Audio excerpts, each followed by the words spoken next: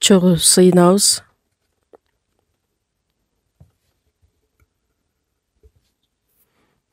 Бизди сүйгөн биздин Кудай Ата,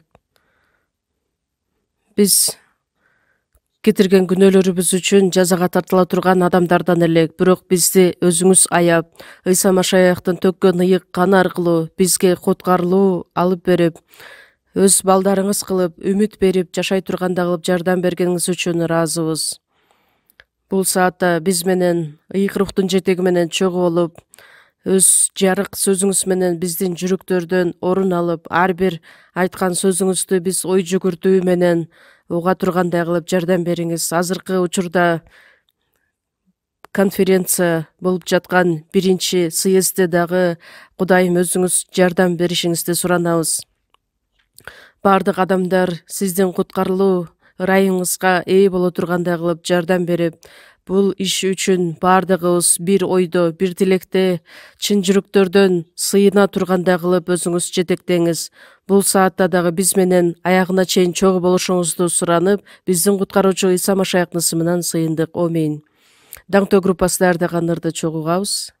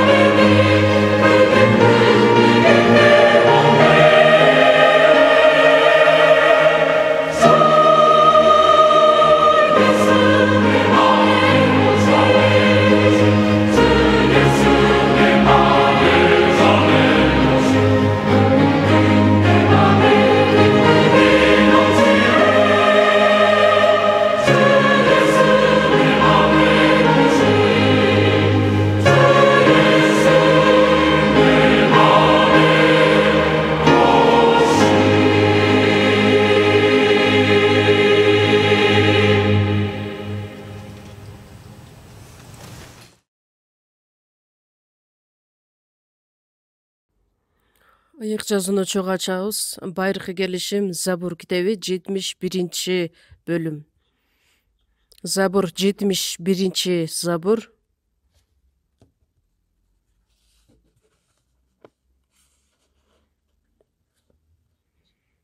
Мен силерге окуп берейин. Забур 71 Забур 6 аят. Ал чабылган шалбаага жааган жамгырдай жаасын, жер сугарган тамчылардай тамсын. Анын күндөрүндө адил адам гүлдөйт, Асмандагы ай жок болгончо тынчтык өкүм сүрүп турат. Андан кийин 16-аятты окуйбуз. Жерде да, тоодо да түшүм мол болот. Анын жемиштери Лебанон токойундай шуудурайт. Шаарларда эл жердеги чөптөй көбөйөт. Анын ысымы түбөлүккө сакталат. Асмандагы күн жок болгончо анын ысымы муундан муунга айтыла берет. Ал аркылуу элдер бата алышат. Баардык элдер ага алкыш айтышат. Ушуга чейин окуйбуз. Өзүңүздөр жакшы билгендей, азыр конференциянын 1-съезди башталды. Бүгүнкү маалыматка таяна турган болсок, эртең мененки саат 9-га чейинки катталган адамдардын саны алдын ала 7558 адам катталып, сайт аркылуу 330 адам катталып, 681 адам башка сабактарга катышып, баардыгы биригип 8546 адам катталып сөз угуп жатышат. Көптөн бери өтө эле конференцияда көптөгөн адамдар катышып жаткандыгы бизди кубандырбай койбойт. Жакшы кабарды таркаткан адамдар дагы көп болгондуктан, жаңы келген адамдар өтө көп санда. Ошондуктан сиздерден суранып кетерим, ошол катышып жаткан адамдар үчүн сөзсүз түрдө сыйынып берүүңүздөрдү суранам. Бүгүнкү биздин өтө турган темабыз 71-забур 6-аятта жазылгандай. Менин жүрөгүмө жакын аяттардан болгондуктан сиздер менен бөлүшөйүн деп дагы чечтим. 71-забур өзгөчө Мессия Ыйса Машаяк жөнүндө айтылат. 6-аятта ал деп Ыйса Машаякты жөнүндө айтылат. Ал чабылган шалбаага жааган жамгырдай жаасын. Ыйса Машаяк келген учурда кандайча келе тургандыгы жөнүндө бул жерде жазылат. Чабылган шалбаага чөп чабылды. Эгерде ошол жамгыр жаабастан кечке эле күн тийип туруп ала турган болсо, анын баардыгы куурап калат. Чабылган шалбаага жааган жамгырдай жаасын, жер сугарган тамчылардай тамсын деп түшүндүрмө берилет. Ыйса Машаяктын кайрадан келе турган убактысы өтө коркунучтуу. Бул жерге кайрадан кайтып келебиз дагы. Азыр Ышая китебин чогуу ачабыз. Ышая 66-бөлүм. Байыркы белишим 725-бет. Ышая 66-бөлүм 15-аят.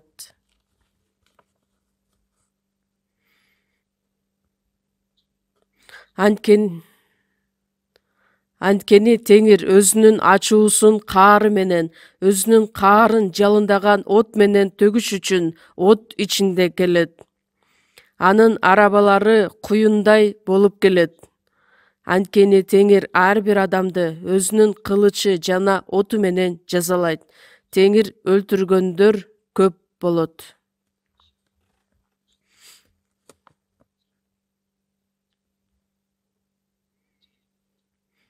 Кайрадан келе турган Ыйса Машаяк жөнүндө айтылат. Бул өтө коркунучтуу. Өзүнүн каарын жалындаган от менен төгүш үчүн от ичинде келет.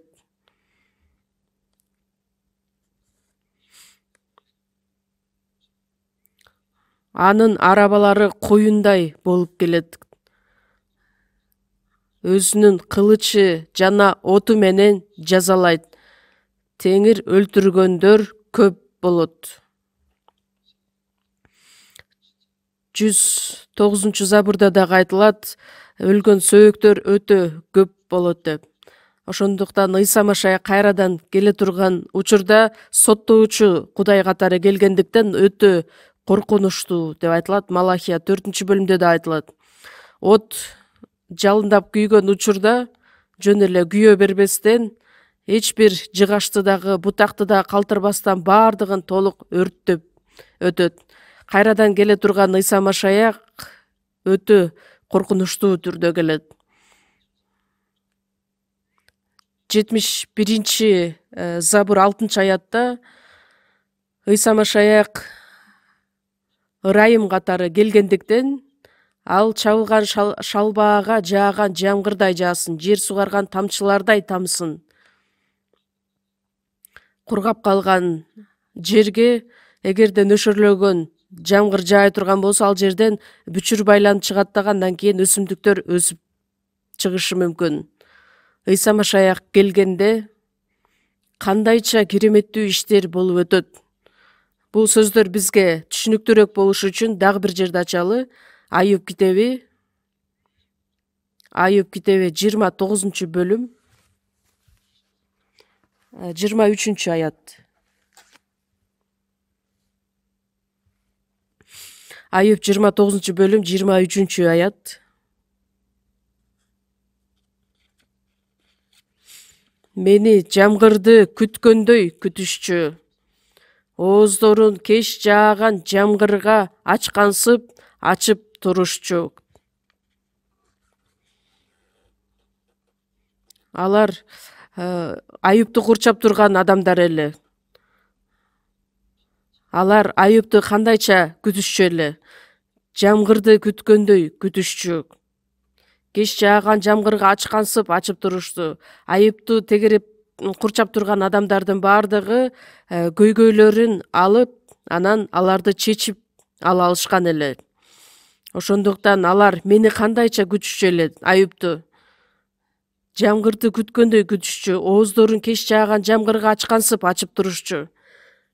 Айып элдердин көйгөйүн чечип берип, оор жашоосун жеңилдетип берген сыяктуудай эле Ыйса Машаяк кайрадан келгенде жамгырдай, нөшөрдөй болуп келет. Ушул жөнүндө кененирээк сүйлөшөлү. Эмне үчүн бул жерде 71 Забурда ал чабылган шалбаага жааган жамгырдай жаайт, жер сугарган тамчылардай тамсын деп эмне үчүн ошол жамгырга салыштырып айтат? Кудайдан алыстап кеткен адамдын жашоосу чөлгө окшогон. Чөлдө үмүт деген нерсе жок.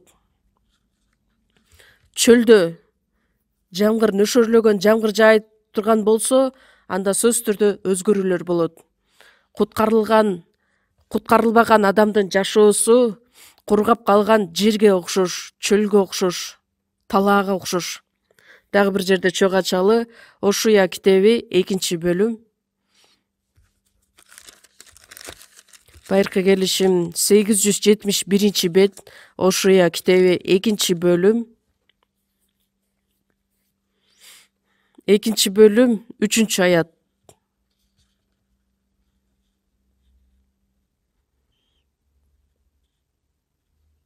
Мен аны энеден туума жылаңач кылып көрсөтүп, чөлгө какшыган жерге айлантып, суусатып өлтүрбөшүм үчүн ал жүзүнөн бузуктукту, төшүнөн ойноштукту четтетсин. Израиль эли Кудайдан баш тартып жашаган учурда Кудай алардын болгон нерсесин баардыгын тартып алат. Кудайдан жүз бура берсе, алардын жүрөктөрү катуу жана чөл же болбосо кургак жердей болуп калышат деп айтат. Суусагандыктан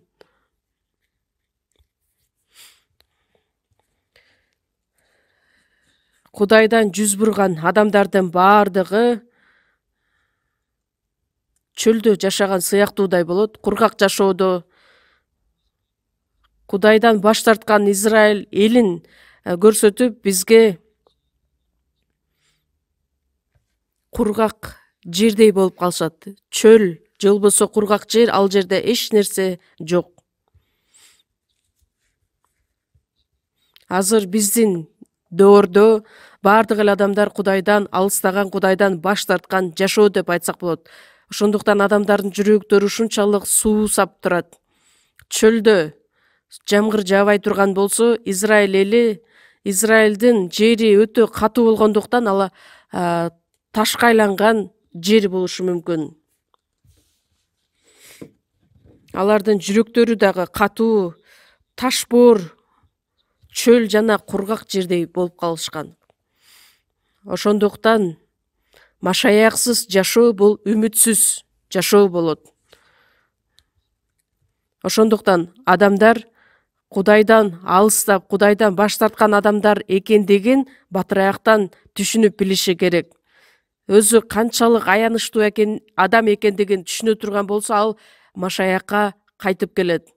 Нөшөр жамгырды жолуктургандай, өзүнүн жашоодогу баардык кыйын көйгөйлөрү дагы чечилет. Жеремия 31-бөлүмдө жазылгандай, эл чөлдө ырайым тапты.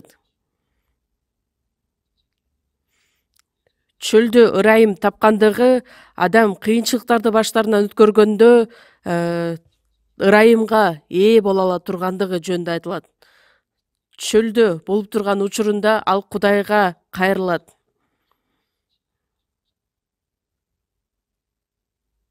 Жер сугарган тамчылардай болуп келет. Кудай өзү чөлдө дагы, адамдар жашабай турган жерде дагы жамгырды жаадыра ала турган Кудай. Бирок ошол жамгырды издеген адамдар, же болбосо аны жолуктурган адамдар жашоосундагы бардык көйгөйлөргө жооп алган болот. Израиль эли дагы чөлдө жамгыр жааган учурда өсүмдүктөр бүчүр байлайт дагы, андан кийин өз жемиштерин бере баштайт. Биздин жашообуз деле ошондой. Ыйса Машаяк кайрадан бул дүйнөгө келгенде чабылган шалбаага жааган жамгырдай жаайт. 71-забур 6-аятты кайрадан ачабыз. 71-бөлүм 6-аятта: ал чабылган шалбаага жааган жамгырдай жаасын, жер сугарган тамчылардай тамсын. Бул эмне жөнүндө айтылат? Куткарылуу иши жөнүндө 12-аятты окуйбуз. Анткени ал жардам сурап кыйкырып жаткан жакырды жана жардам берүүчүсү жок эзилгенди куткарат. Кедей менен жакырга ырайым кылат, байкуш кедейлердин жанын куткарат, алардын жанын кара ниеттерден, зорду зомбулуктан куткарат. Анын көз алдында алардын каны кымбатка турат.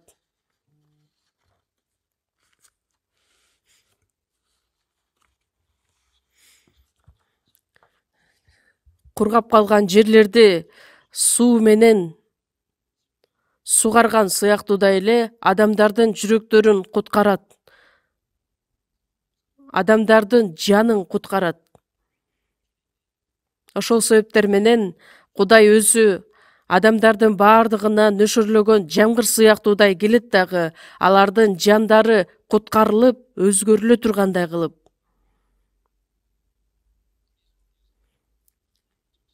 Машаяк жерди суулаган сыяктуудай. Ыйса Машаяк 2000 жыл мурун нөшөр жамгыр катары келген. Израиль жерине келет дагы 3,5 жыл бою Кудайдын керемет иштерин аткарган. Кургак жерге, чөлгө айланып калган жерге келет дагы алардын баардык көйгөйлөрүн чечип берген. Ыйса Машаяк өлүп кайрадан тирилгендиктен ал биздин көзүбүзгө көрүнбөйт. Азыркы биздин жашоодо дагы асманга көтөрүлгөн Ыйса Машаяк кургак жерлерди суулагандай, азыр дагы анын иштери аткарылып жатат. Бул жерде айтылгандай, кургак жерлерди суулай турган жамгыр сыяктуудай бизге келет. Бизге кандайча келет андай болсо Машаяк? Таң деп эле автобуска чыга келбейт да.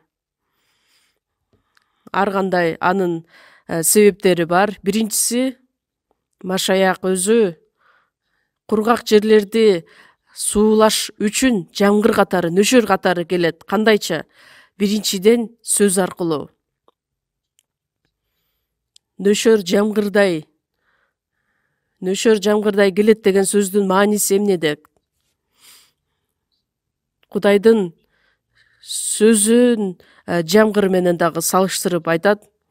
Азыр дагы өзүнүн сөзү менен адамдарга келет. Эң башында сөз бар болгон, сөз Кудайда болгон жана сөз Кудай болгон. Азыркы учурда дагы бардык адамдарга Кудай өзү нөшөр жамгырдай келет сөз аркылуу. Дагы бир жерде ачалы. Мыйзамды кайталоо 32 бөлүм. 32 бөлүм мыйзамды кайталоо.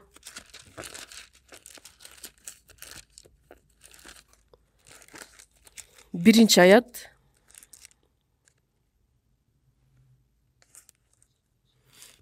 Мыйзамды кайталоо 32 бөлүм 1 аят. Кулак сал асман, мен сүйлөйм. Кулак сал жер менин сөзүмө. 2 аятты окуйбуз. Жамгыр болуп куюлат үйрөткөнүм, шүүдүрүмдөй тунук менин сөздөрүм, өсүмдүккө жааган майда тамчыдай, кээде чөпкө жаба жааган нөшөрдөй. Муса айтат, менин айткан үйрөткөн сөздөрүм жамгырдай болуп куюлат, шүүдүрүмдөй тунук менин сөздөрүм, өсүмдүккө жааган тамчыдай болуп, чөпкө жаба жааган нөшөрдөй, өсүмдүктөрдүн үстүнө жааган майда тамчыдай. Кудай адамдарга келген учурда нөшөр жааган нөшөрдөй болуп келет, сөз менен келет. Кудай өзүн бизге далилдеп, бизге күбөлөндүрүш үчүн өз сөзү менен келет. Биздин жашоодогу баардык көйгөйлөрүбүздү, проблемаларыбызды чечиш үчүн сөзү менен келет. Анткени Кудайдын сөзүндө керемет күч бар, өмүр бар.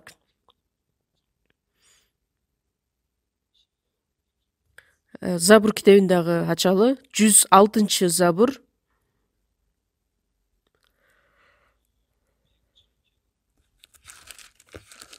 Забур 106 Забур 20 аят.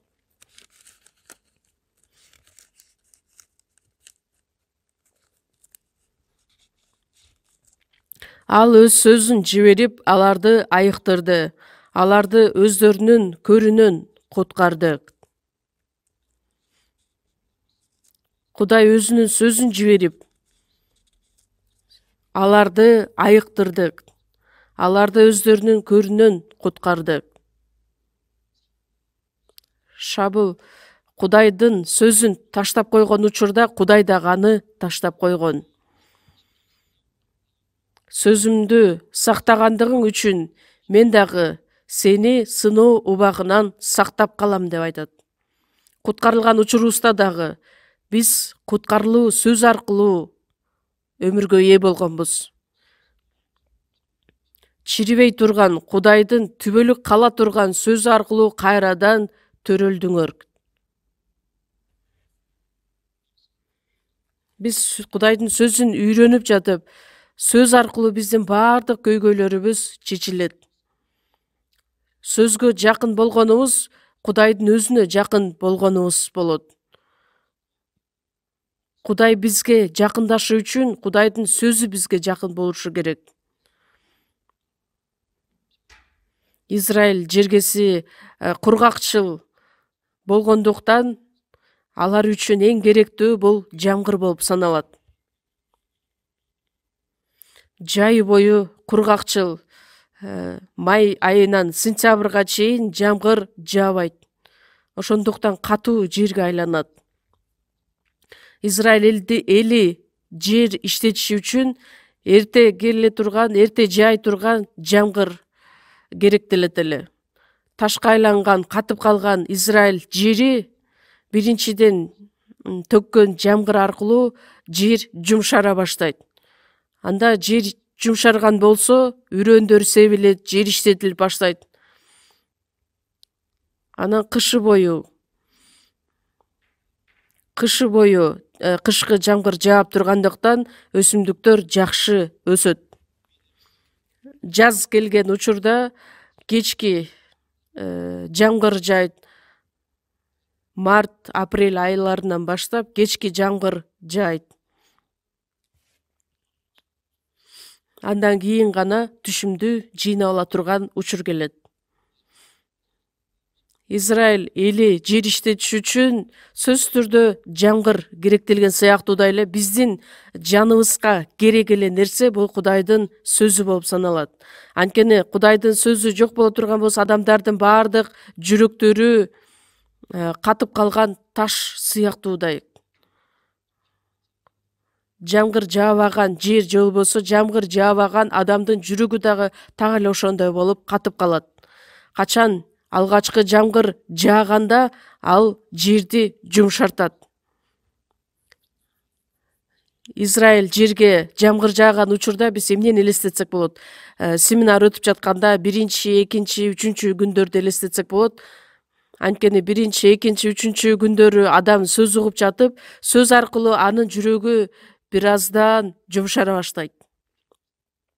Азыркы учурда адамдардын жүрөктөрү бат эле жумшарып кетпейт, ошондуктан жамгыр көбүрөөк жаашы керек. Жамгыр көбүрөөк жаашы керек дегендин мааниси сөз көбүрөөк айтылышы керек. Анан кийин жер жумшарат дагы, анан кийин өзүнүн түшүмүн байлайт дагы, өз мөмөсүн байлайт дагы, андан кийин түшүм жыйнап алууга мүмкүнчүлүктөр пайда болот.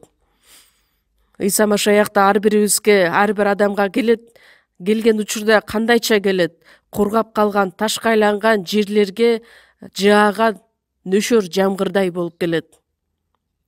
Өзүнүн сөзү менен, өзүнүн сөзү аркылуу бизге жакындайт.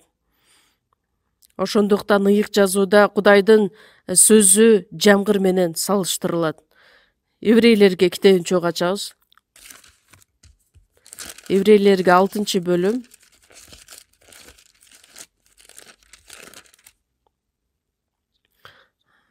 Еврейлерге жазылган кат 6-бөлүм 7-аят.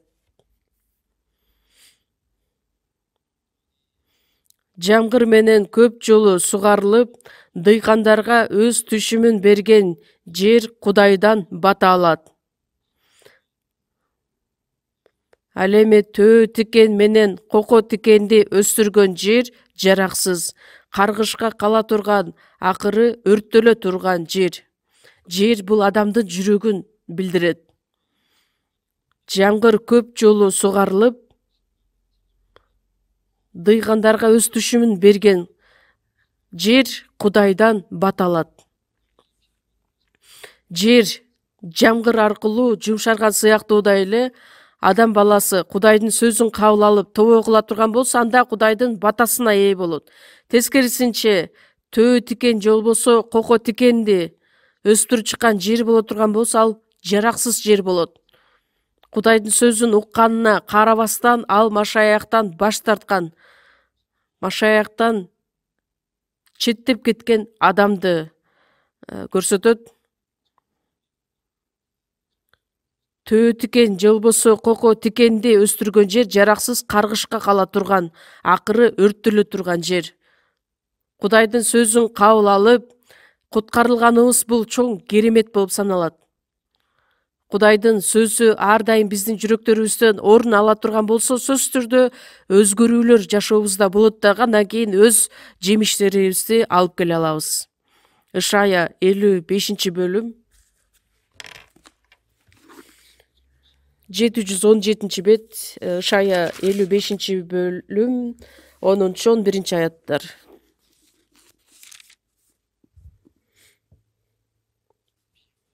Анткени жамгыр менен кар асмандан түшөт, асманга кайтпайт, жерди сугарат, аны өндүргөнгө жана өстүргөнгө жөндөмдүү кылат. Ошондо ал үрөн сепкен адамга үрөн, жей турган адамга нан берет. Ошол сымал менин оозумдан чыккан сөз да кайра өзүмө бекер кайрылып келбейт. Мен эмнени кааласам, ошону аткарат. Мен аны эмнеге жиберсем, ошону жүзөгө ашырат. Асмандан жааган жамгыр менен каар жерди сугарат, өндүргөнгө жана өстүргөнгө жөндөмдүү кылат. Ошондой сыяктуу эле так эле ушул сымал Кудайдын оозунан чыккан ар бир сөз бекер айтылбайт. Эгерде Кудайдын оозунан сөз чыга турган болсо, сөзсүз түрдө ал аткарылат. Машаяк жааган нөшөрдөй болуп келет. Бизге дагы келген учурда өзүнүн сөзү менен келет. Эммауска бара жаткан эки шакирт Ыйса байыркы келишимди аларга чечмелеп түшүндүрүп берген учурда алардын жүрөктөрү ушунчалык ысык бир сезимге ээ болушкан эле. Куткарылган учурубузда дагы сөзсүз түрдө жамгырга ээ болгонубуз. Куткарылбаган адамдар да Кудайдын сөзүн укпай турган болсо, алардын жүрөктөрү дагы да болсо таш, кургак же болбосо чөл бойдон кала берет. Кургак жер жамгырга муктаж болгон сыяктуудай эле адамдар дагы бардыгыбыз Кудайдын сөзүнө муктаж адамдарбыз. Ыйса келгенде бардыгыбызга бирдей жакындап келет, жакындаган учурда сөзү менен келет. Жамгыр нөшөр жамгырдай келет деген сөздүн мааниси дайыма сөз менен байланыш бар экендигин бизге түшүндүрүп берет. Үмүт уят кылбайт, анткени Кудайдын сүйүүсү бизге берилген ыйык рух аркылуу жүрөгүбүзгө төгүлгөн. Ыйык рух аркылуу Кудайдын сүйүүсү бизге жүрөгүбүзгө төгүлгөн сыяктуу да. Ошондуктан ыйык рухту дайыма жамгыр менен дагы байланыштырып айтат. Ышая китеби 32-бөлүмдү дагы чогуу ачабыз. Ышая 32-бөлүм. Ышая 32-бөлүм.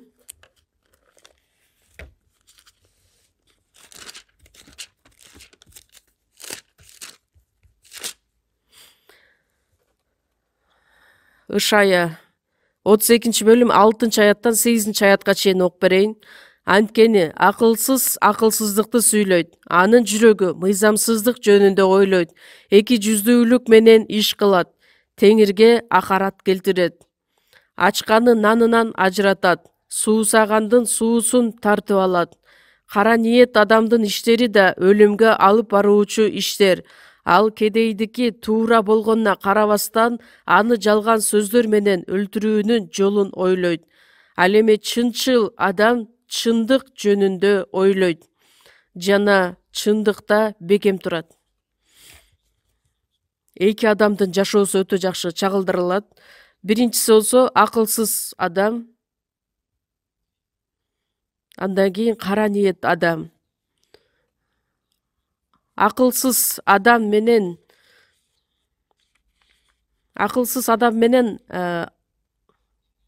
чынчыл адамдын айырмасы эмнени билдирет? Акылсыз бул куткарылбаган адам, төрөлгөндөн баштап эле ал адам атанын урпагы болуп төрөлгөндүктөн ал акылсыз адам, кара ниет адам. Акылсыз болгондуктан акылсыздыкты сүйлөйт. Анын жүрөгү мыйзамсыздык жөнүндө ойлойт. Эки жүздүүлүк менен иш кылат, теңирге акарат келтирет. Кара ниет адамдын иштери да өлүмгө алып баруучу иштер. Жалган сөздөр менен өлтүрүүнүн жолун ойлойт. Мудан ал кутула албаган адам. Андан кийин чынчыл адам бар. Ал эми чынчыл адам чындык жөнүндө ойлойт жана чындыкта бекем турат. Чынчыл адам өтө баалуу. Анын жашаган жашоосу дагы башка. Кудайдын сөзү боюнча жашаган адамды чынчыл адам деп аташат. Экөөнүн ортосундагы айырма эмне? Эмне чечет? 15-аятты окуйбуз. Чогуу окуйбуз. Бизге жогорудан рух төгүлгөнгө чейин, чөл бакка айланганга чейин, бакты токой деп эсептешкенге чейин ошондой болот.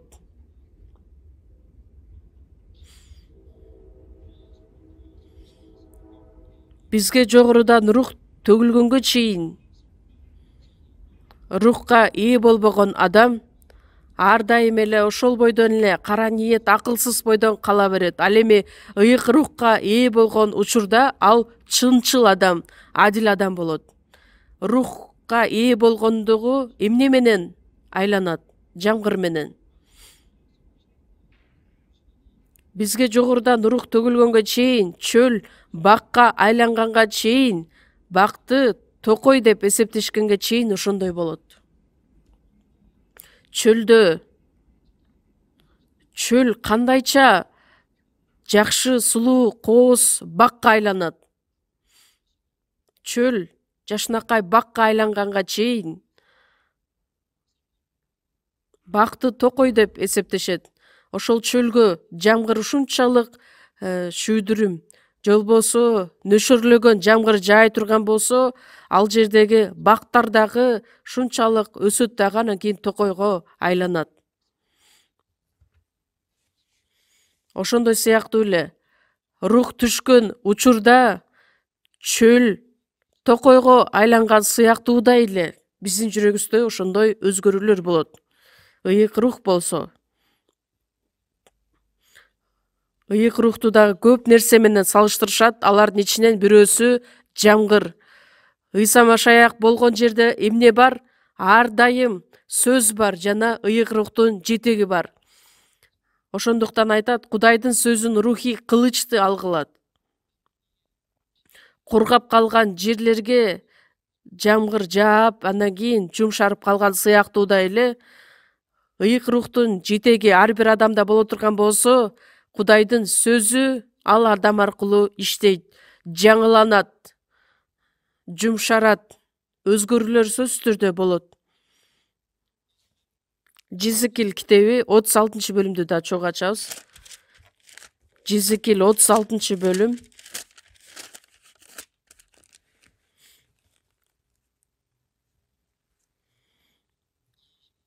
26-аят. Жизикил 36-бөлүм 26-аят.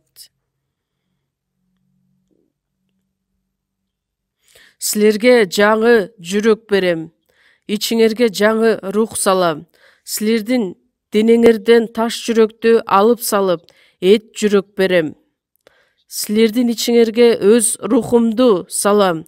Силерди менин мыйзамдарым менен жүргүдөй, менин буйруктарымды сактагыдай жана аткаргыдай кылам. Таш жүрөк болуп калган Израиль эли жамгыр жаабаган боло турган болсо, алар дагы таш жүрөк болуп калат. Жамгыр жаай турган болсо, анда сөз түрдө жерлер дагы жумшарат. Ыйык рух иштей турган болсо, адамдарда жаңы жүрөк пайда болот. Таш жүрөк эт жүрөк айланат, жумшарат. Ошондуктан ал Кудайдын сөзүнө тил алчаак болуп калат. Ыйса Машаяк бул дүйнөгө келгенде нөшөр жамгырдай келет. Ыйса асманга көтөрүлгөн, эми экинчи жолу келгенде кандайча келет? Ыйса Машаяк өлүп кайрадан тирилгенден кийин өзүнүн элчилери, пайгамбарлары, же болбосо шакирттери аркылуу өзүнүн сөзүн жиберген, жамгырды жибергендей. Азыркы учурда да Кудай өзүнүн кызматчылары аркылуу өз сөзүн берет, жамгыр жаадыргандай. Куткарылбаган кызматчыларды, жалган пайгамбарларды, жалган элчилерди Кудай айтат суусуз булуттар деп. Чынчыл кызматчыларды тандап, аларга Кудай өзүнүн кызматын тапшырып берген адамдар, алар сууга толгон булуттар деп айтылат. Жүйүт китебин чогуу ачалы. Буну билесиздер да. Жүйүт китеби 1-бөлүм.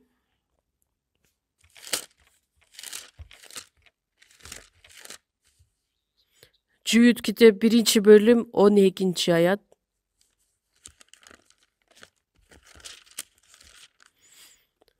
Он экинчи аят.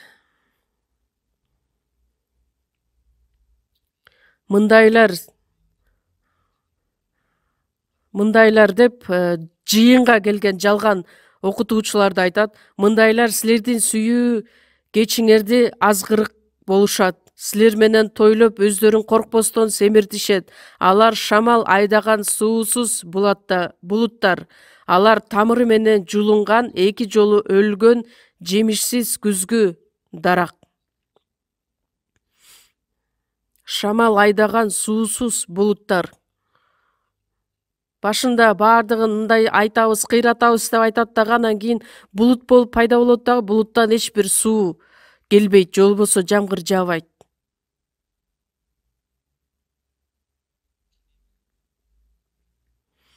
Кудайдын кызматчылары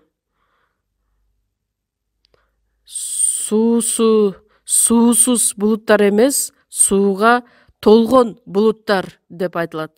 Айып китеби 37-бөлүмдү дагы ачабыз.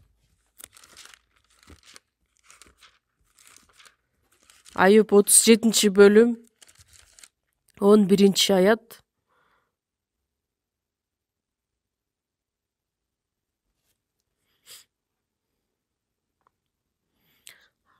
11-ден 13-аятка чейин. Ошондой эле ал булуттарды сууга толтурат. Булуттар анын жарыгын таратышат. Булуттар анын каалоосу боюнча багыт алып, жер бетинде анын буйруктарын аткарышат. Ал аларды же жазалаш үчүн, же жакшылык кылыш үчүн, же ырайым кылыш үчүн жиберет. Булуттарды сууга толтурат Кудай. Андан кийин Кудай өзү каалаган жакты көздөй жиберет дагы, кээ бир учурда жазалаш үчүн, же болбосо жакшылык бериш үчүн Кудай булуттарды колдонот. Элчи Павыл жаңы келишимдин 14 китебин жазган, аны булут менен салыштыра турган болсок, өтө чоң көлөмдүү булут деп айтсак болот. Чоң булут, чоң сууга толгон сыяктуудай, ар кайсы жерлерде, шаарларда Кудайдын жыйынын тургузуп, анан кийин нөшөр жамгырды жаадыргандай Кудайдын сөзүн адамдарды толуктурган. Римдиктер 1-бөлүмдө Кудай Римдиктер 1-бөлүм 5-аятта элчи Павыл айтат: Кудай бизге ал аркылуу ырайым көрсөттү жана элчилик кызматты ыйгарды. 11-аятта силерди көрүүгө куштармын, анткени силердин бекемделишиңер үчүн рухий жөндөмдүүлүктөр менен бөлүшөйүн деп турамын. Кудайдын сөзүнө ээ болуп, андан кийин Кудай каалаган жерге барып, Кудайдын сөзүн жеткирип, анан элчи Павыл сепкендиктен Аполлос сугарды, Кудай өстүрдү деген сөздөр айтылат. Кудай өзү каалаган жерге барып, Кудай өзүнүн сөзүн жеткирген. Жыйынга жакын болуп, Кудайдын кызматчыларына жакын боло турган болсок, анда биз дагы бактылуу адамдардан болобуз. Кайрадан келе турган Ыйса Машаяк өзүнүн ыйыктары аркылуу, же болбосо кызматчылар аркылуу дагы бизге жакындашы мүмкүн. Куткарылган учурда дагы биз кандайча куткарылууга ээ болгонбуз? Биринчи куткарылган адамдардын баардыгы мага жакындагандыктан, мен дагы Кудайдын сөзүн угуп, куткарылууга ээ болгонмун. Ошондуктан Кудай адамдарга кандайча жакындайт? Биринчи куткарылган ыйыктар аркылуу. Ошондуктан Кудайдын ыйык адамдарын кабыл алган адамдар батага ээ болушат. Алардан баш тарткан адамдар бактысыз болушат. Ыйык жазууну карай турган болсок, жеке бир адамдарга жазылган китептер бар. Гайга айтылган китеп бар. Ал Гай өтө меймандос адам болгондуктан, ошол Гай үчүн ыйык жазууда 3-жакан китепте жазылат. 3-жакан китеби ошол Гайга арналып жазылган китеп болуп саналат. Ал ушунчалык меймандос болгондуктан, ыйык адамдарды ушунчалык жан дили менен кабыл алгандыктан, Филимонго жазылган дагы өзүнчө кат бар. Анан ушунчалык кечиримдүү болгон Филимонго деп айтылат. Меймандос болгон Гай үчүн 3-чү жакан китеби жазылган эле. Кудай мага жакындаган учурда ыйыктар аркылуу дагы мага жакындайт, мага келет. Ошондуктан ыйык адамдарды кабыл алган адамдар Кудай бери турган баардык баталарды ала турган жол ачылат. Билесиздерби ошону? Матай 25-бөлүмдө бул кишине бир туугандарымдын бирине жакшылык кылганыңар мага кылганыңар. Кудайдын батасына ээ болушубуз үчүн бул өтө оңой. Кудай өзү бата болгондуктан, бата болгон Кудай бул дүйнөгө келген. Бир адам куткарылууга ээ болгон учурда ыйык рух анын ичине жашайт дагы, анан кийин ал адам дагы баталуу адам болот. Куткарылган адамдардын жүргөнү баардык адамдарга бата жетет. Домашний ячейкалар болгон учурда дагы бул сыр болчу, бирок сиздерге айтып койдум. Канчалык адам көп чогулса, көбүрөөк биздин үйүбүзгө келе турган болсо, ошончолук бата толот. Машаяк адамдарга кандайча келет? Сөз аркылуу келет. Ыйык рух аркылуу келет. Ошондуктан сөз бар жерде дайыма ыйык рухтун жетеги болот. Кызматчыларын өзүнүн куралдары катары Кудай колдонот. Азыр бул жерде машаякчылар отурушат. Машаякчылардын дүйнө жүзүндө жашап жаткандыгы батанын бул дүйнөдө жүргөнүн билдирет. Ошол себептер менен мындайча ойлосок болот. Машаяк жамгыр сыяктуудай келет. Өтө оңой сөз менен түшүндүрүш үчүн, ырайымды бериш үчүн келет деп айтсак болот. Накыл сөздөр 16-бөлүмдү ачабыз. Накыл сөздөр 16-бөлүм 15-аят. Чогуу окуйбуз. 16-бөлүм 15-ти чогуу окуйбуз. Падышанын жарык жүзү өмүр, анын ырайым кылганы жазгы жамгырдай.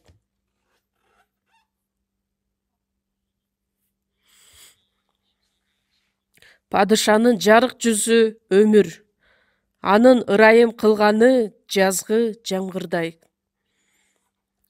Ыйык жазууда жамгырдын жааганы бул ырайымдын келишин билдирет. Мыйзам Муса аркылуу берилген, ал эми ырайым менен чындык Ыйса Машаяк аркылуу пайда болду. Ыйса жамгырдай келген сыяктуудай бизге ырайымын алып келет. Кудай өзү ырайым болгондуктан, андагы толуктуктан баардыгыбыз ырайым үстүнө ырайым кабыл алабыз. Ошондуктан баардык ырайымдын Кудайы болгон. Баардык ырайым. Ыйса Машаяк экинчи жолу бул дүйнөгө келгенде дүйнөнү соттош үчүн келет. Ал эми биринчи жолу келген Ыйса дүйнөгө ырайымды алып келген. Бизди түбөлүк өмүргө жибергени дагы ырайым болуп саналат. Биз убактылуу азап чеккенибиз, же болбосо кайгыга батканыбыз дагы ал Кудайдын ырайымы болуп саналат. Анан дагы кененирээк дагы ойлонуп көрөлү. Ыйса Машаяк келет, нөшөрдөй болуп келет, жамгырдай.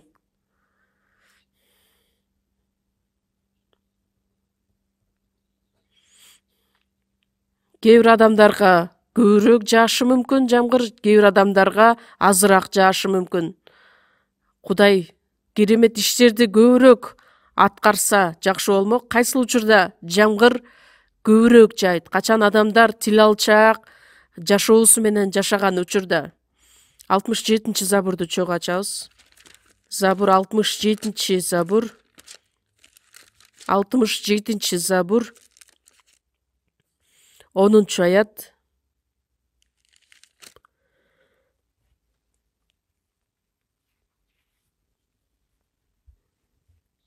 О Кудай, сен өз мурасыңа жамгырды мол жаадыргансың. ал жумуштан алсыраганда өзүң күч берип тургансың. Өз мурасыңа деп Израиль элин айтат. Израиль эли Мисир жергесине чыккандан кийин Кудай аларга асмандан маннаны берген, аскадан суу чыгарып берген. О Кудай, сен өз мурасыңа жамгырды мол жаадыргансың. Ал жумуштан алсыраганда өзүң күч берип тургансың. Израиль эли Мисир жергесинен чыккандан кийин чөлгө жайгашкан учурда аларга бардык нерсени Кудай керектүү нерселер менен камсыз кылган. Забур китебинде жазылат: сага колумду сунам, сууга чаңкаган жердей болуп жаным сага тартылат. Тил алчак болгон учурда Кудай бардык нерсе менен камсыз кылган. Жамгырды дагы мол кылып жаадырган. Дагы бир нерсе, качан алар чын жүрөктөрү менен каалаган учурда Кудай мол кылып жаадырган. 142 Забурда 6-аятта сага колумду сунам, сууга чаңкаган жердей болуп жаным сага тартылат. Кургап калган жерге суу жамгыр жаап сууланган сыяктуудай, нымдалып калгандай, адам качан каалаганда, Кудайга кайрылганда ага сөз берилет. Кудайдын сөзүн угуп жаткан учурда дагы жөн эле уга бербестен, чын жүрөгү менен уккан адам менен жөн эле угуп койгон адамдын дагы айырмасы чоң болот. Захария китебин ачабыз. Захария 10-бөлүм. Захария китеби 10-бөлүм 1-аят.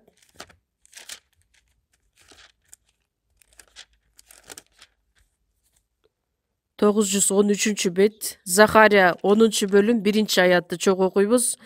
Жазгы жамгырлар убагында теңирден жамгыр сурагыла. Теңир чагылган чартылдатып силерге мол жамгыр берет. Талаадагы ар бир өсүмдүккө суу берет. Жазгы жамгырлар убагында теңирден жамгыр сурагыла. Теңир чагылган чартылдатып силерге мол жамгыр берет. Ушундай сыяктуу эле жамгырды жетектеген Кудай өзү. Ошондуктан качан чын жүрөгүнөн каалаган нерсесин Кудайдан сураганда, Кудай өзү мол кылып бизге берет. Бизге сөз берилген учурда сөз аркылуу ыйык рух канчалык иштей тургандыгы жөнүндө айтылат. Кайсыл учурда жамгыр мол болуп жайт. Өрөөнү болгон учурда. Адам баласында дайым эле жашоосунда жакшы нерселер болуп атканда, ал Кудайды эстебей калат, унутуп калат. Кудайдын сөзүн дагы кабыл албай калат. Машаяк ага канча жакын болсо дагы ал аны сезбей калат. Бирок качан адамдын башына азап, кайгы, көз жаш толгон учурда ал Кудайдын жамгырын биле алат. Бул Забурду жакшы билесиздер болуш керек. Забур 83-бөлүм 7-аят. 83-Забур 7-аят.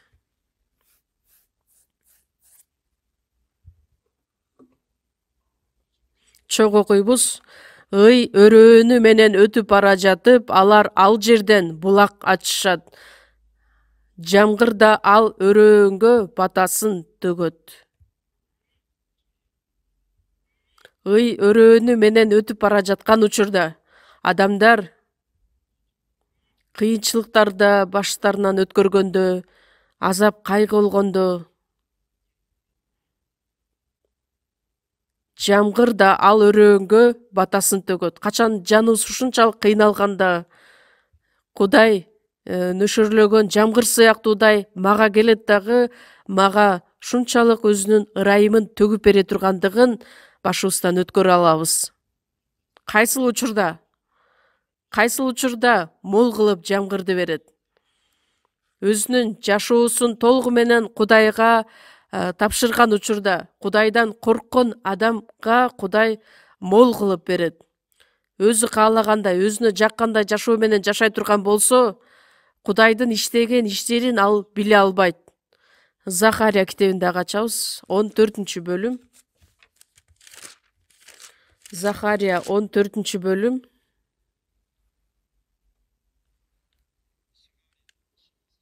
Захария китеби 14-бөлүм 17-аят.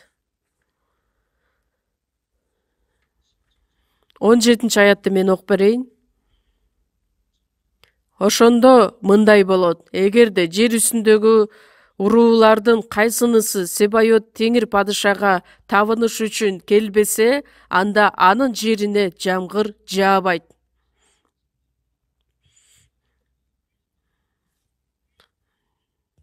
Кудайдын астындагы Кудайга табына турган адамдар келиш керек эле. Себайот теңир падышага табыныш үчүн келбесе, анда ал жерге жамгыр жаабайт.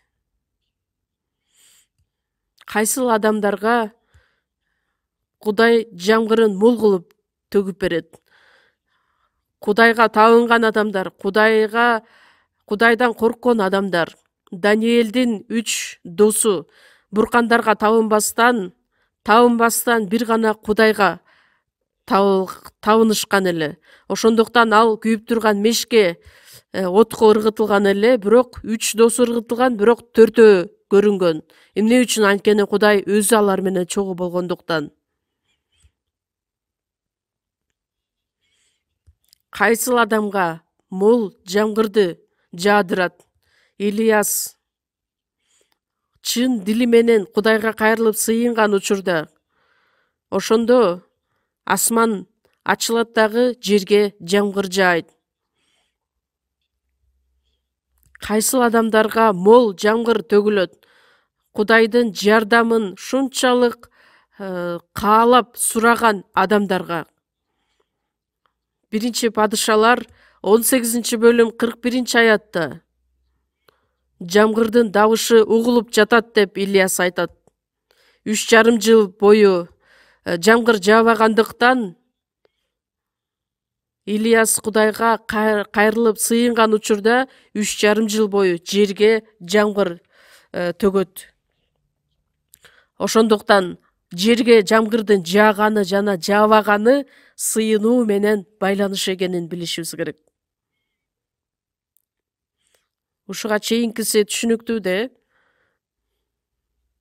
Ошондуктан бардык адам баласынын тарыхындагы жашоо Кудай качан биздин жаныбызга жакын келген учурда дагы башка бир тараптагы сөздөрдү карап кетели. Накыл сөздөр 30-бөлүм. Накыл сөздөр 30-бөлүм 4-аят.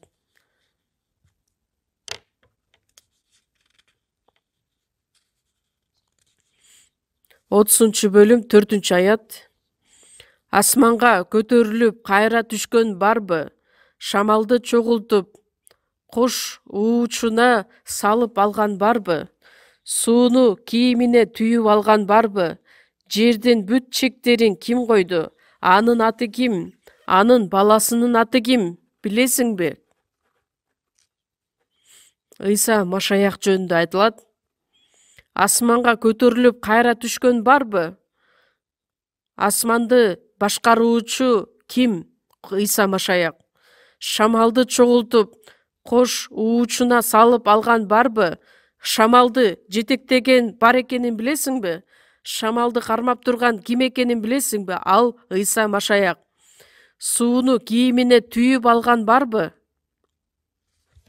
Сууну кийимине түйүп алган. Жамгырды башкаруучу бар экендигин билдирет. Кийимдей түйүп алат да анан кайсыл жерге кааласа, ошол жамгырды мол кылып төгүп берет. Жердин бүт чектерин ким койду? Анын аты ким? Анын баласынын аты ким? Билесиңби? Машаяк асман менен жерди жараткан жаратуучу Кудай. шамалды өз колу менен кармап туруучу Кудай, жамгырды жана сууну кийимине түйүп алган ал жамгырды кармап турганы. Эмне үчүн мындай сөздөр жазылган? Биздин Теңир шамалды башкаруучу Кудай. Шамалдын соккону сокпогону дагы бул Кудайдын колунда.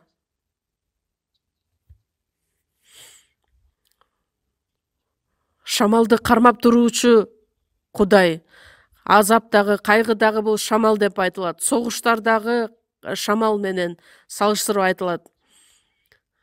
Бардык азап кайгыны башкаруучу да Кудай өзү. Андан кийин ыйык рухту дагы шамал менен салыштырат. Аян китеби 3-бөлүмдө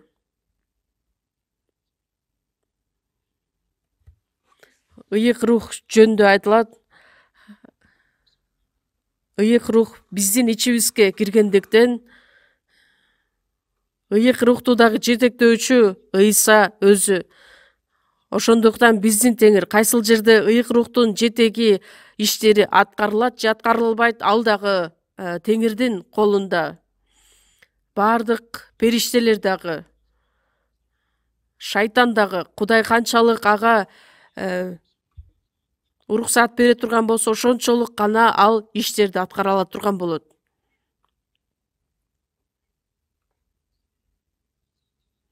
Сууну кийимине түйүп алган барбы? Ал ким, билесиңби? Бир жерде жамгыр көп жаайт, бир жерде жамгыр аз жайт, же болбосо жабайт. Анын бардыгын үстүнөн жетектөөчү Кудай өзү. Сөз аркылуу Кудай кандайча иштей тургандыгы жөнүндө дагы. Израиль эли Кудайдын астында тил алчаак болгон учурда алар бардык ырайымга ээ болушкан эле. Израиль эли тил албаган учурда Кудай жамгырды төкпөй койгон. Ишая 5-бөлүмдү карасак,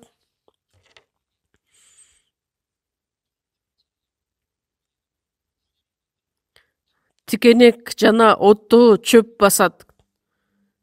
Анын үстүнө жамгыр төкпөгүлө деп булуттарга буйрук берген.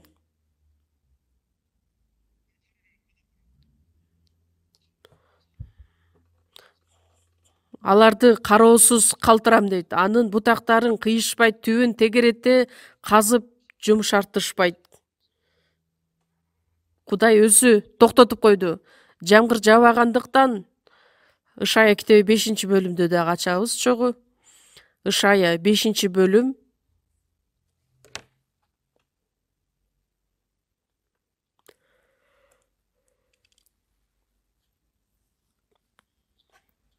Ишая 5-бөлүм 6-аят. Аны кароосуз калтырам, анын бутактарын кыйышпайт, түбүн тегерете казып жумшартышпайт. Аны тикенек жана оттуу чөп басат. Анын үстүнө жамгыр төкпөгүлө деп булуттарга буйрук берем.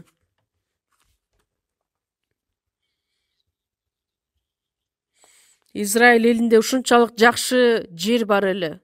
Алар жүзүм дарактарын өстүрүшкөн эле. Ал жерди короо кылып курчап койгон эле. Эң негизгиси азыр жамгыр. Бирок Израиль эли тил алчаак эмес болгондуктан Кудай аларды таштап койду, калтырып койду.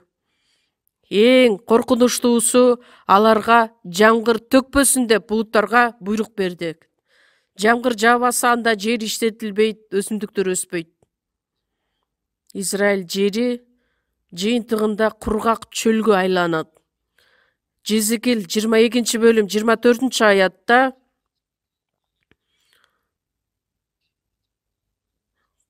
мен каарымды төккөн күнү жамгыр менен сугарылбай калган жерсиң.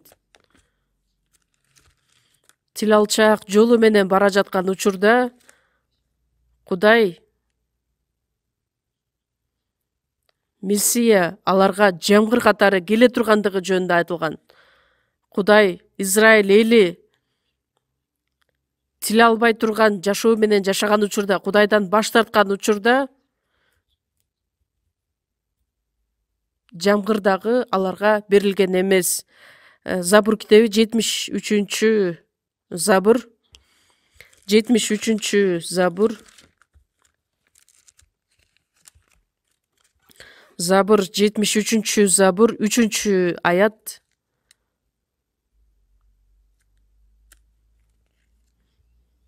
Түбөлүк урандыларды аралап өт. Душман ыйык жайдагы бардык нерселерди талкаладык. 11-чи аят. Эмне үчүн өзүңдүн колуңду, өзүңдүн оң колуңду тартып алдың? Аларды өзүңдүн жүрөгүңдөн сууруп алып, арабыздан жок кыл.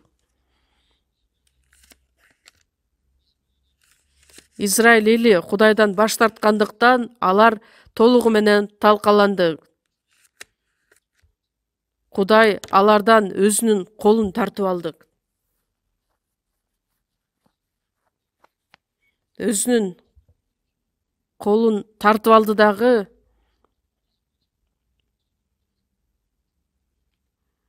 Кудай бизден алыстабастан бизге кайрадан кайтып кел. Өзүңдүн оң колуңду тартып алдың. Колу мынтип чогултуп алып, аларды кайрап карап эле турду. Эмне үчүн өзүнүн колун тартып алды? Аларды өзүңдүн жүрөгүңдөн сууруп алып, арабыздан жок кыл. Израиль элине кайрадан кайтып келип,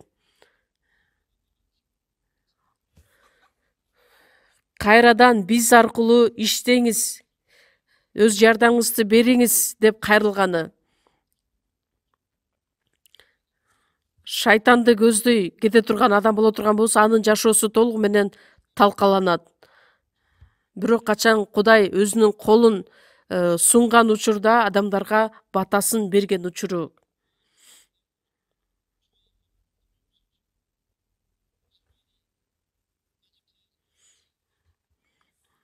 Израиль эли Мисир жергесинде 430 жыл бою кулчулукта жашаган учурда Израиль элине Кудай өзүнүн жардамын көрсөткөн. Вавилониянын кол алдында жашап жаткан учурда да Кудай өз ырайымын, өз жардамын көрсөткөндүгү үчүн алар кайрадан Кудайга кайрылып келет.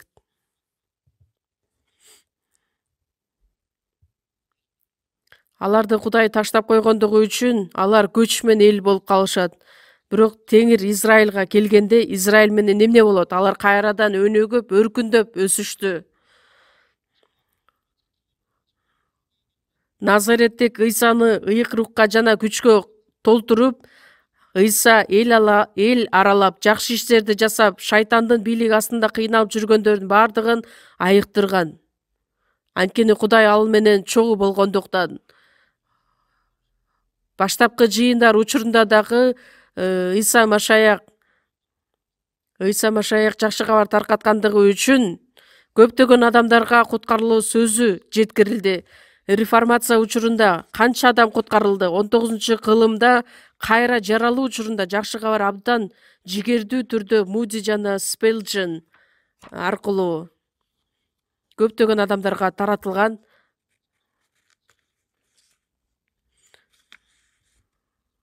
Машаяк жамгырдай болуп төгүлөт деп айтылган. Азыркы биздин жашоодо дагы чындыгында ыйык китепте күн чыгыштан чыгат, анын Исага көп тиешеси бар. Жүйүт уруусу чыгышка жакын.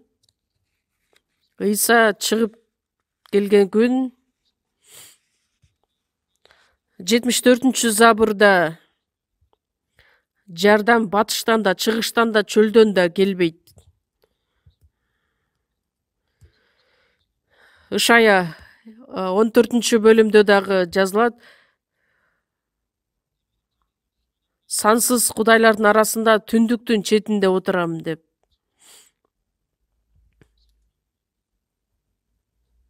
Чыгыш жери болсо Ыйса менен көбүрөөк окшоштуктары бар. Ошондуктан жакшы кабар сөзү дагы биринчи чыгышты көздөй кеткен. Турция же болбосо Европа мамлекеттерине чейин баардыгына жетет дагы, анан акырында Кореяга чейин келген. Азыркы учурда дагы Корей жарым аралында дагы жакшы кабар таркатып жаткан, өнүгүп турган учуру, ал Кудайдын ушунчалык керемет иштерин аткарып жаткандыгын билсек болот. 66 бөлүм Ышая китеби, 66 бөлүм 1-аятта: асман менин тагым, жер болсо буттарымды кое турган жер деп айтылат. Бул дүйнөнү жараткан Кудай азыркы учурда тынымсыз иштеп жатат, жер үстүндө иштеп жатат. Кудай азыр ушунчалык тынымсыз, эс албастан иштеп жаткан, өз ишин, иш жүзүн аткарып жаткан бул жер болуп саналат. Эйден багында жүргөн Ыйса, Кудай Теңир, Израиль жеринде жүргөн Теңир өзү. Жеремиянын ыйы 2-бөлүмдө айтылат, Израиль эл аркылуу Кудай көптөгөн иштерди аткарган. Ыйса өлүп кайрадан тирилгенден кийин эми Кудайдын өз бутун кое турган жер бул кайсы? Кудайдын жыйыны болуп саналат. Ошондуктан азыркы биздин жашоодо жыйын аркылуу көптөгөн адамдар куткарылууга ээ болуп жатышат. Семинарлар аркылуу, конференциядагы көптөгөн адамдар куткарылып жатканынын себеби эмнеде? Кудай эми өз бутун көтөрүп, кайрадан ошол жерде, Кудай өзү белгилеп койгон жерде анын иштери аткарылыш үчүн Машаяк нөшөр жамгырдай болуп келген учурда, сөз болуп, ыйык рухтун жетеги аткарылган учурда сөзсүз түрдө адам өзгөрүлөт. Биз аркылуу ыйык рух өз иштерин аткарып келет. 71 забурду кайрадан ачалы. 71 забур 6-аят.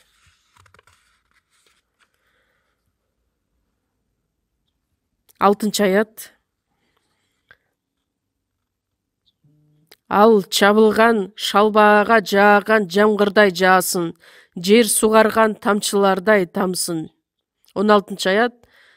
Жерде да, тоодо да түшүм мол болот. Анын жемиштери Лебанон токойундай шуудурайт. Шаарларда эл жердеги чөптөй көбөйөт.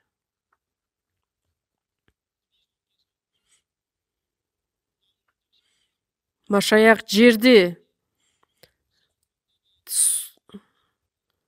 суулаган жамгыр сыяктуудай, тоодо дагы түшүм мал болот. Негизи тоодо түшүм болобу же болбойбу? Болбойт. Бирок Машаяк өзү иштей турган болсо, ал жакта дагы күндүн нуру же болбосо жамгыр убактысы менен жаай турган болсо, тоодо дагы түшүм болот. Жөн эле болбостон мол болот. Ошондуктан Кудай өзү иштей турган болсо, биз элестеткенден дагы артык нерселер аткарылышы мүмкүн. Биздин мамлекет дагы азыр өнүккөн мамлекеттердин ичине кирген мамлекет болуп саналат. Көптөгөн адамдар айтат, жакшы кабар жакшы таркатылбай жатат деп. Бирок куткарылуу иши азыр дагы аткарылып жатат.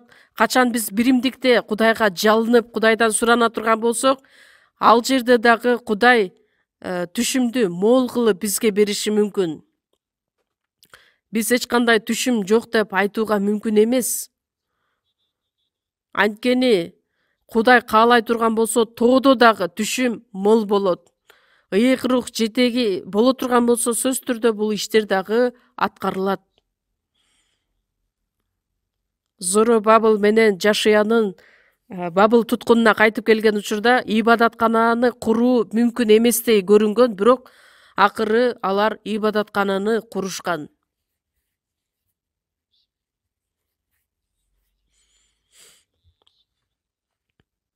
Анткени аскер кошууну менен эмес, күч менен да эмес, бир гана менин рухум менен, дейт Теңир.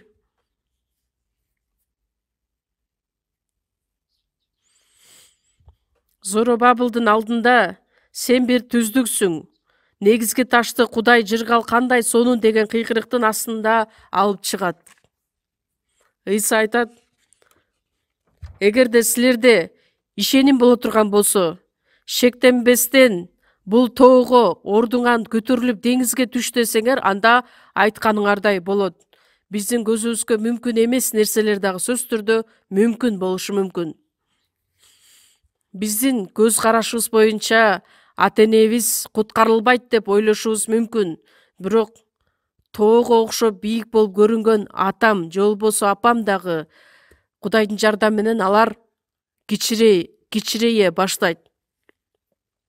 Эгерде биздин ишенимибиз чоң боло турган болсо, шектенбестен аларга жакшы кабарды айта турган болсок, жок, менин күйөөм эч качан куткарылбайт, менин атам эч качан куткарылбайт деп биздин оюбуз ошондой болушу мүмкүн.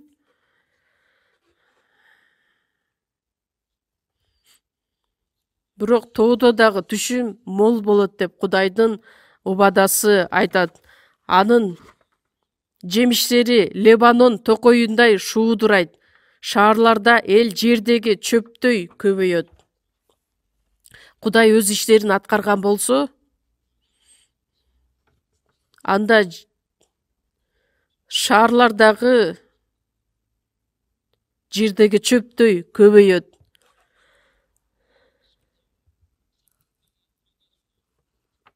Жада калса тоодогу жерлер дагы өз түшүмүн мол кылып берген болот.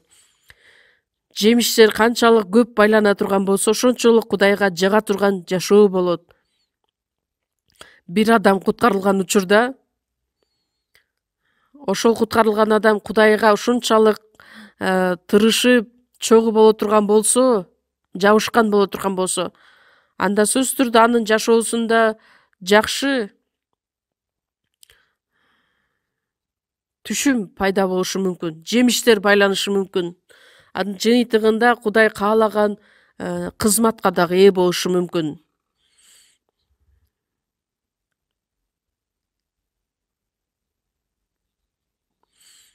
Мен карапайыммын, мен эч нерсеге үйрөнгөн эмесмин. Андан дагы маанилүүсү, эгерде Теңир мени менен боло турган болсо, анда тоонун үстүндө, тоонун чокусунда дагы жемиш мол сыяктуу болгон сыяктуудай, мага окшогон адам эмне кыла алмак эле? Кичинекей бала Ыйсага 5 нан 2 балык менен 5000 адамды курсагын тойгузган. Эшектин жаагы менен 1000 киши өлтүрүлгөн. Эгерде Теңирдин колунан бекем кармай турган болсок, анда улуу иштер аткарылат. Тоонун чокусунда дагы түшүм мол боло алабы? Болот. Качан? Кайсыл учурда? Качан Ыйса менин ичимде нөшөр жамгырдай жааган учурда. 17-аят, 71-забур 17-аят. Анын ысымы түбөлүккө сакталат. Асмандагы күн жок болгончо, анын ысымы муундан муунга айтыла берет. Ал аркылуу элдер бата алышат. Бардык элдер ага алкыш айтышат.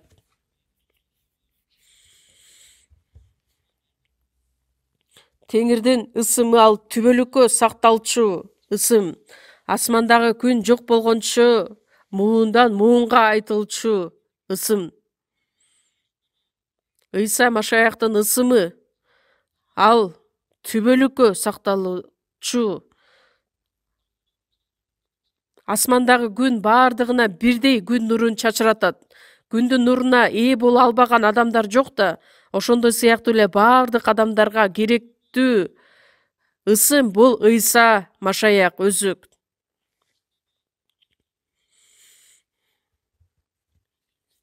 Адам баласынын тарыхында Ыйса Машаяктын ысымы түбөлүккө сактала турган ысым болгондуктан машаяктан баш тарткан адамдар бактысыз болушат, жашоосу талкаланган болот. Эмне үчүн Жүйөт Искариот бактысыз адам болгон? Эмне үчүн көптөгөн адамдардын ичинен Жүйөт Искариот ошол бактысыз болуп калган? Анткени ал Ыйсаны сатып салгандыгы үчүн. Көптөгөн соттоочу адамдар бар эле, бирок эмне үчүн ошолордун ичинен Понтий Пилат болгон? Анткени ал Ыйсаны туура эмес соттогондугу үчүн.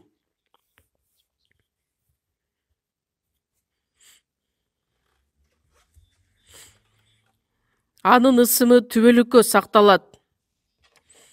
Ыйса Машаяк кечээ да, бүгүн дагы, эртең дагы түбөлүккө бирөө. Өзү жок болбойгон Кудай боло турган болсо, анын ысымы кантип жок болмок элек? Асмандагы күн жок болгончо анын ысымы муундан муунга айтыла берет. Ал аркылуу элдер бата алышат. Баардык элдер ага алкыш айтышат. Биз дагы Ыйсадан батага ээ болгон адамдарбыз.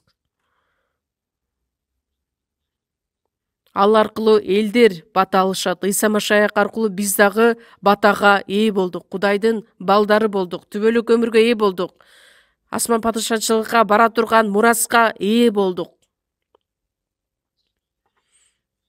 Баардык элдер ага алкыш айтышат. Биз дагы батага ээ болгон адамдарбыз. Ыйса Машаяк эң даанышман, эң таанымал болгондуктан Ыйса Машаякка байланыш болгон адам дагы биз эми даанышман, атактуу адамдарбыз. Эмне үчүн? Анткени биз Машаякты тааныган адамдарбыз.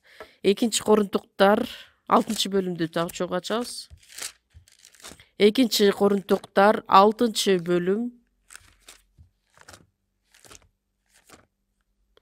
2 Корунтуктарга 6 бөлүм 9-10 аяттарды окуйбуз. Чогуу окуйбуз. Таанымал болбосок да бизди таанышат. Бизди өлгөн адамдар катары көрүшөт, бирок биз тирүүбүз. Бизди жазалап жатышат, бирок өлгөн жокпуз. Бизди капа кылып жатышат, бирок биз ар дайым кубанабыз. Жардыбыз, бирок биз көптөрдү байытабыз. Эч нерсебиз жок, бирок биз баарына ээбиз. Таанымал болбосок дагы бизди таанышат. Ыйсанын убагында дагы Петр, Жакып, Андрей, алар жөн эле балык кармаган адамдар эле. Эмне үчүн Петр, Жакан, Андрей алар атактуу адамдардан болушту? Анткени алар Ыйсага карманган адамдар болгондуктан. Андан кийин сокур адам Бартимейди да биз билебиз. Салык жыйноочулардын башчысы Закайды дагы билебиз. Эмне үчүн? Анткени алар дагы Машаякты таанып, аны менен чогуу болгон адамдар болгондуктан. Бул дүйнөнүн баардык нерсеси өтүп кетет. Таанымал болбосок да бизди таанышат. Бизди өлгөн адамдар катары көрүшөт, бирок биз тирүүбүз. Бизди жазалап жатышат, бирок өлгөн жокпуз. Бизди капа кылышат, бирок ар дайым кубанабыз. Жардыбыз, бирок биз көптөрдү байытабыз. Эч нерсебиз жок, бирок биз баарына ээбиз. Эч нерсебиз жоктой сыяктуудай көрүнсө дагы биз баардыгына ээбиз. Анткени Машаяк биз менен.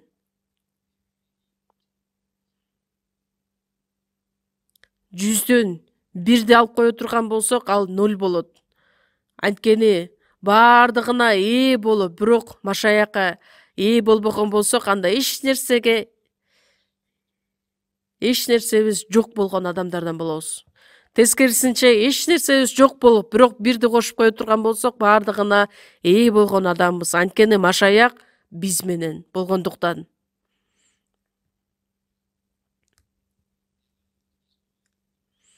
Эгерде мен чынында Машаяк менен байланыш болгон болсом, анда жакшылап ойлонуп көрүшүбүз керекпиз.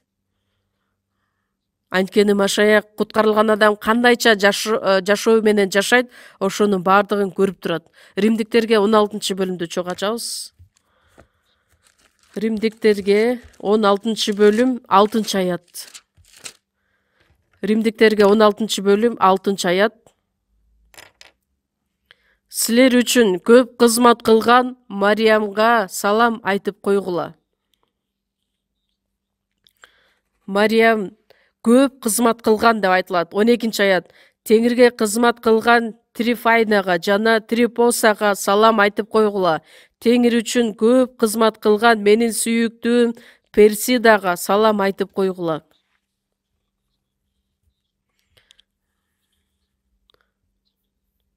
3-аятта Машаяк Ыйсага мени менен бирге кызмат кылган Прискила менен Акилага салам айтып койгула. Алар менин өмүрүм үчүн өздөрүнүн өмүрүн тобокелге салышкан. Аларга бир эле мен эмес, бутпарастардан түзүлгөн жыйындардын баары ыраазы. Машаяк үчүн кызмат кылган адамдар бар, көп кызмат кылган адамдар бар. Жада калса өздөрүнүн өмүрүн тобокелге салган адамдар да бар эле. Жыйындын ичинде Кудайдын көз карашында ар түрлүү адамдар бар. Бирок ошолордун ичинен эң биринчи алдыңкы ордунда турган бул Прискила менен Акила. Анткени алар өздөрүнүн өмүрүн дагы берүүгө даяр эле. 71-забурду ачабыз. 71-забур 14-аят. 71-забур 14-аят. Маанилүү болгондуктан чоң окуйбуз.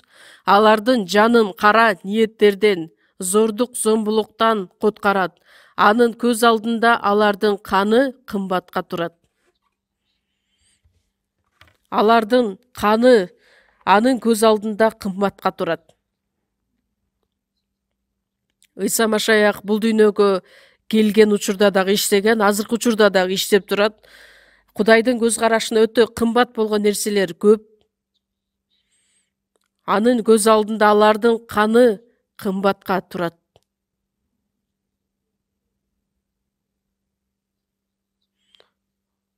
Куткарылган адамдардын баардыгы Теңир үчүн кымбат.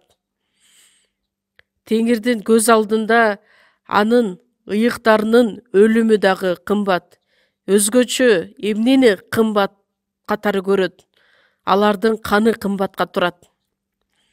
Анткени Машаяк үчүн өзүнүн өмүрүн дагы аябастан жанын берген адамдар. Степанды ташбаранга алып өлтүргөн учурда Машаяк ордунан турган. Падышалардын падышасы эгедердин эгедери өзүнүн ордунан турат. Дагы Степан диаконду кабыл алат. Анткени анын шунчалык өлүмүн кымбат улуу катары көргөндүктөн ордунан турган элек.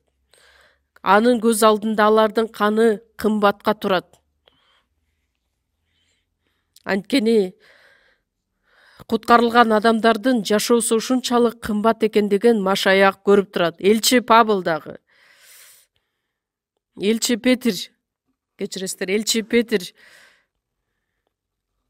Кудайдын сөзүн элдерге жеткирип жатып, андан кийин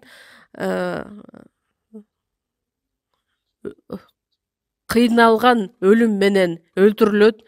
Элчи Павыл Римге барат дагы, жакшы кабарды таратып, император Нерон менен жолугуп, сенатта Ыйсанын окуулары жөнүндө күбөлөндүрүп, андан кийин башы кесилип өлтүрүлгөн.